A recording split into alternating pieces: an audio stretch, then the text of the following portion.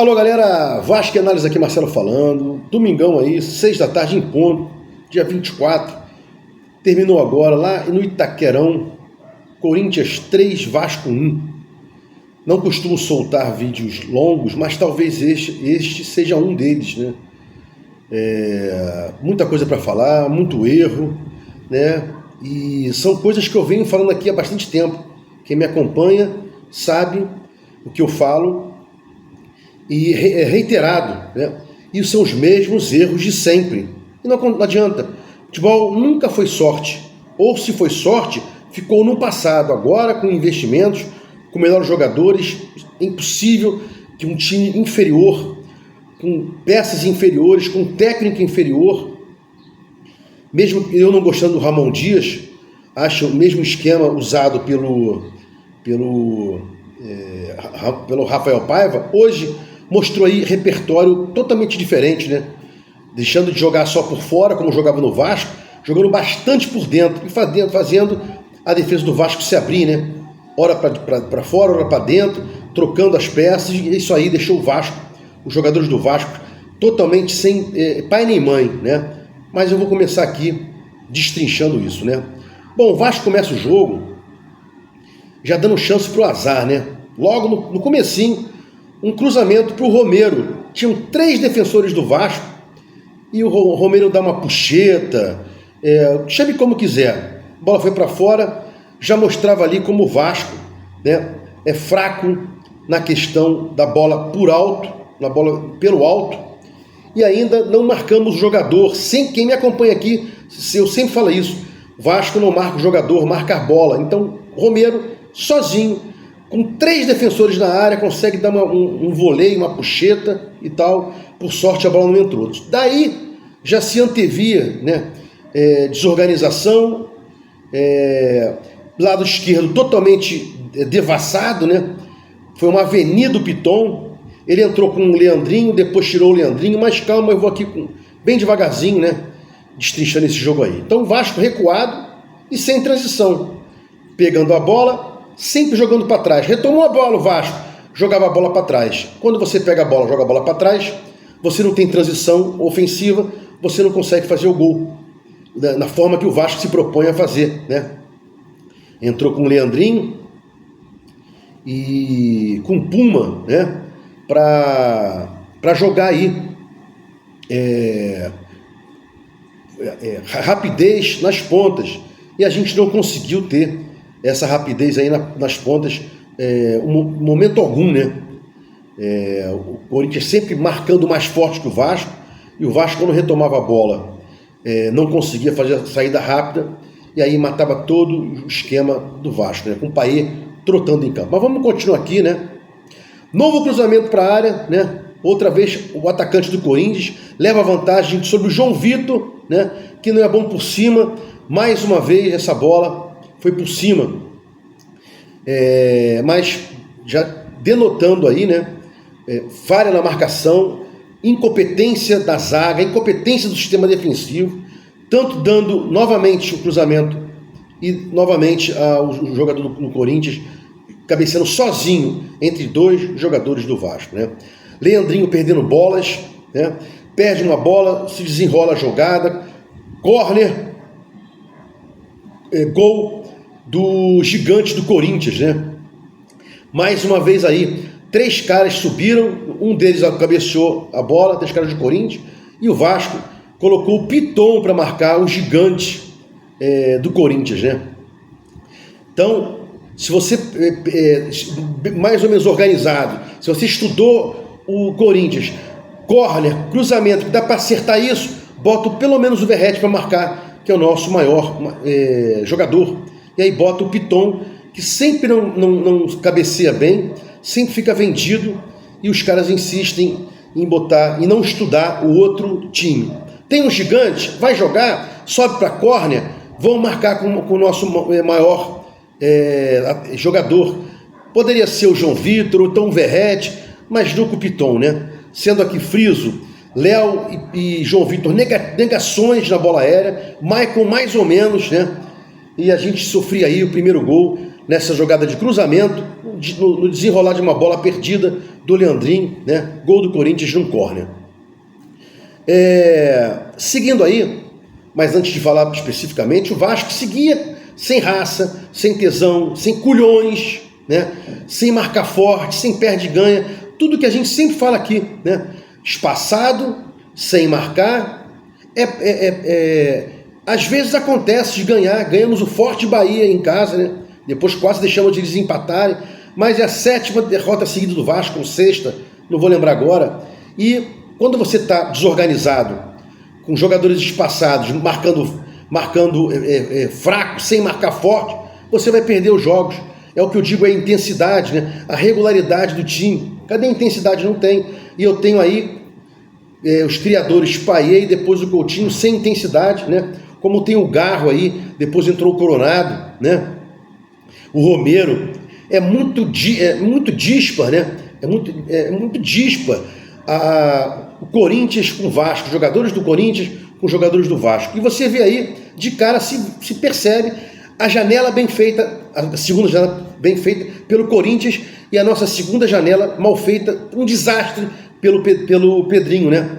Pelo Marcelo Santana, Felipe, não importa.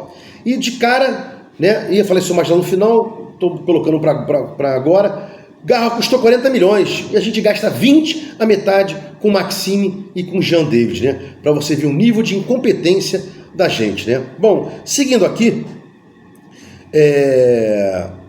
mais uma vez a bola vem da direita, no ataque, na nossa defesa pelo lado esquerdo, da direita deles, né? O Romero pega a bola, olha, dá tempo de tomar um café, vê o Garro sozinho dentro da área. Resultado, segundo gol do Corinthians, né? Sempre pela Avenida Piton, jogadores espaçados, Corinthians tudo 3 ou 4 juntos. Romero olhou, viu o Garro dentro da área, um golaço, né? Colocou no canto, que não dá para exigir nada do Léo Jardim, que não teve falha em gol algum, nem no primeiro que eu falei, né? Nem nesse segundo e nem no terceiro. Daqui a pouco eu vou chegar lá. Então, mais uma vez a qualidade resolve, né? Da dobra em cima do Piton, do Romero olhar o Garro. Se você tem Romero e Garro em campo, tem como você estar naquela posição lá atrás, como eu falei, que o Corinthians não era para estar lá atrás, notadamente depois da segunda janela, né? Então, 14 minutos, 2-0, Corinthians, e se desenhava aí uma goleada cachapante, vergonhosa, né? Até acho que depois eles fizeram um terceiro gol, tiraram o pé. Mas você que com calma aqui, né? Mais uma bola vindo da esquerda e blá blá blá, como vem falando aqui. A defesa afunda, né? A zaga afunda e os volantes ficam perdidos. É muita gente para marcar. E dentro da área o Garro faz o segundo gol, né? Então aí vem o primeiro pensamento.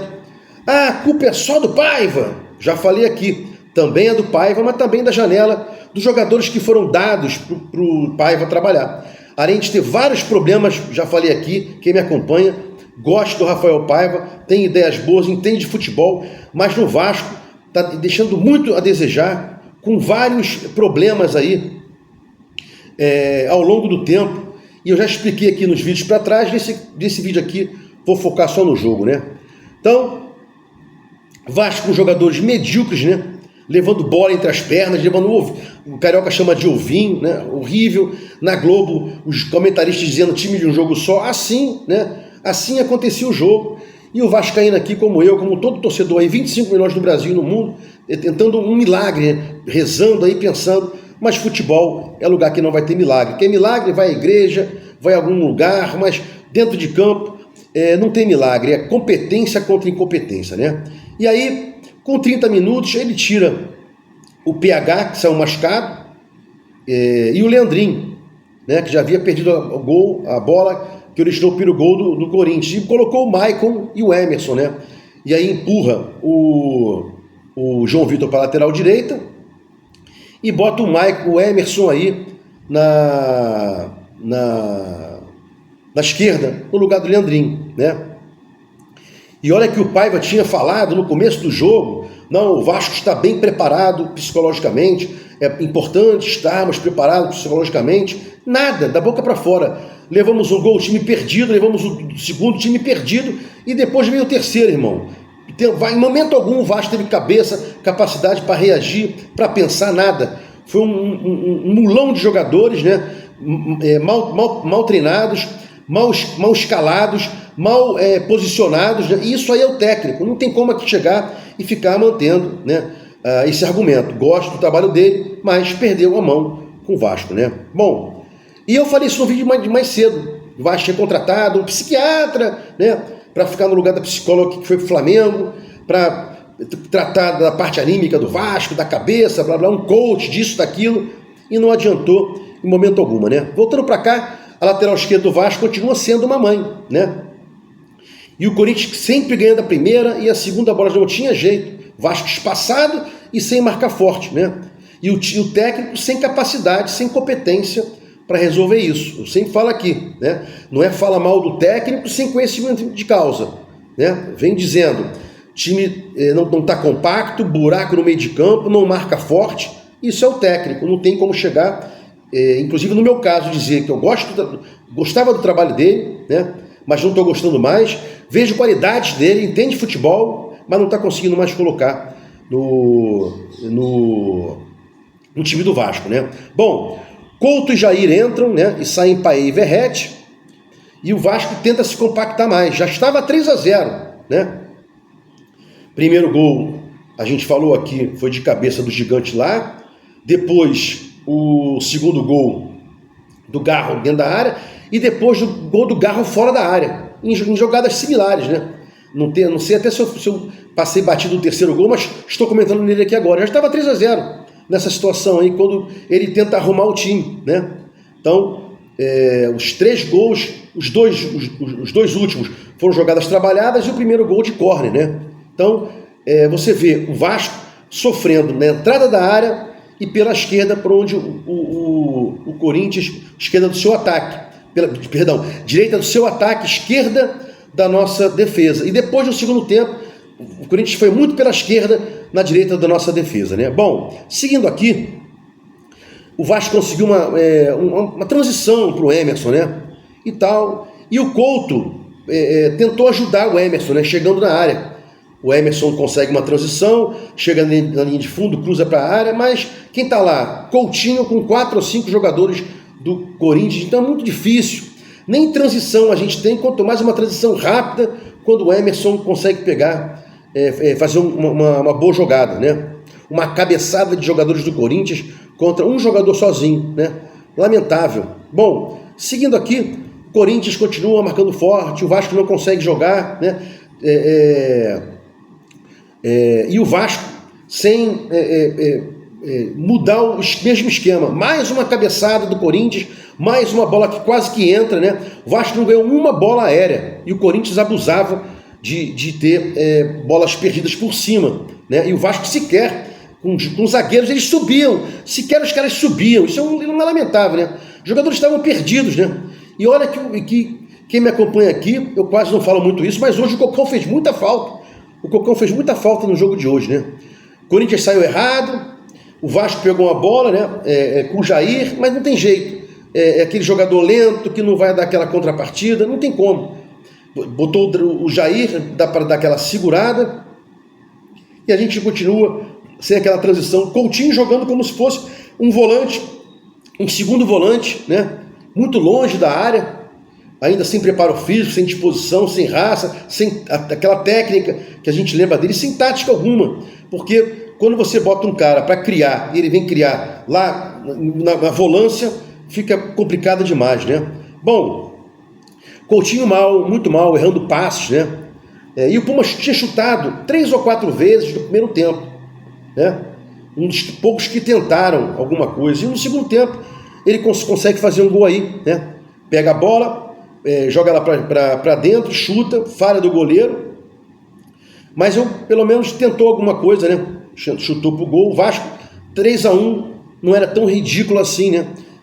Me parece que é a sétimo jogo sem vencer, 4ª derrota seguida, né? A gente, quando começa a escutar isso, a gente fica até chateado. Eu não gravo muito essas coisas ao contrário, eu fico mal no dia seguinte, né? Então essa é a sensação do Vasco, né? Improdutivo, sem capacidade para criar nada. e ficou vendo o Corinthians tirar o pé, tocar a bola, e o Vasco não conseguia mais do que alguns ataques efêmeros, né? E sem conseguir finalizar a jogada, né? E aí, vamos lá, mais uma cabeçada do Ranieri, sozinho. Incrível a quantidade de cabeçadas que o Corinthians deu dentro da área, sozinho, sem ser incomodado. O último foi o Ranieri, né? Não tem trabalho para isso, não se trabalha a defesa, não se trabalha a bola aérea, né? Aos 43 minutos a bola sobra sozinha para o Piton, né? E aí de forma totalmente esquisita, esdrúxula, ele domina a bola mal, deixa a bola ir para a direita, não ajeita a bola para o pé esquerdo, tinha espaço para isso, parecia um jogador de várzea, a bola sobe.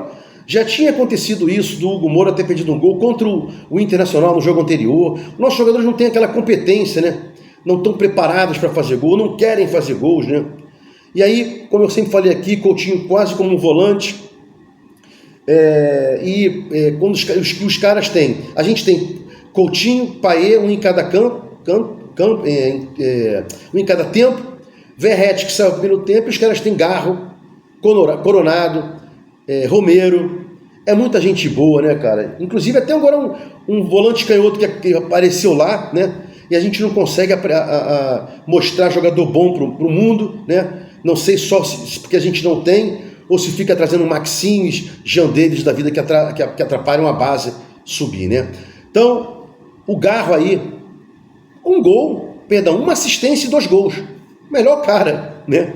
Do campo, disparadamente. E já falei aqui, ele custou 40 milhões, a gente deu 20 milhões no Jean David e no Maxime, né? Ambos, a gente pagou 20 milhões nos dois. Então, para fechar aqui, ele tentou depois com o Jair, em câmera lenta e tal. Lá atrás eu já falava que ele era um jogador lento. Podia ter colocado o Vasco para tentar jogar por dentro, mas sem o Verratti. Depois coloca o Vasco e tira o Verratti no primeiro tempo. Tenta jogar mais por dentro, mais compactado, mas não dá. Além do Corinthians ser bem melhor que o Vasco, ter jogadores melhores que o Vasco entra, repete aquela proposta de jogar no 4-3-3, com aquele buraco no meio de campo. No segundo tempo ele tira o Verratti, bota o Coutinho para jogar no lugar do Payet, mas não adianta. O Coutinho não pisa na área, o Coutinho não tenta fazer gol, não tenta chegar mais próximo daquelas tabelinhas pelas laterais da área, fica jogando ali atrás. E um time que tem o seu melhor jogador, em tese, o mais técnico, jogando como se fosse volante, né? Com gente incapacitada na frente, como o Emerson Rodrigues, por exemplo, que recebeu uma bola, quando foi dominar, a bola espirra. Então é muita incompetência. A gente fica aqui vendo o jogo, né? São 90 minutos sofrendo, fazendo aqui as análises, anotando o que aconteceu minuto por minuto, mas é triste. Eu não vejo horizonte pro Vasco aí. Esquece essa porra de Libertadores, não tem mais como, né? Agora Corinthians já chegou forte nela, esquece. E é só G8, talvez só G7. Então não tem mais condições, né? É jogar aí contra o Dragão, tentar fazer 46, depois ver o Galo, ambos em casa, tentar fazer 46, caso não consiga ganhar do Dragão, chegar a 46, que a gente tem 43 só, e tentar fazer o número mágico de 45 para parar de sofrer, porque os caras, a zona de rebaixamento já chegou a 37, né? 40, 43, encosta no Vasco aí. É dureza, mas vamos agora pensar no próximo jogo contra o Dragão, não abandonar, porque não é o meu estilo, mas é triste, um mau humor danado, sofrimento. Quem gosta do Vasco fica mal. Acabou o domingo, né? É isso aí. Se gostou do comentário aqui, se inscreva no meu canal Vasco Análise, dá um like para mostrar o YouTube engajamento, sininho para mostrar o YouTube que você quer receber as notificações quando os vídeos forem ao ar. Vasco Análise, fique com Deus e até o próximo vídeo.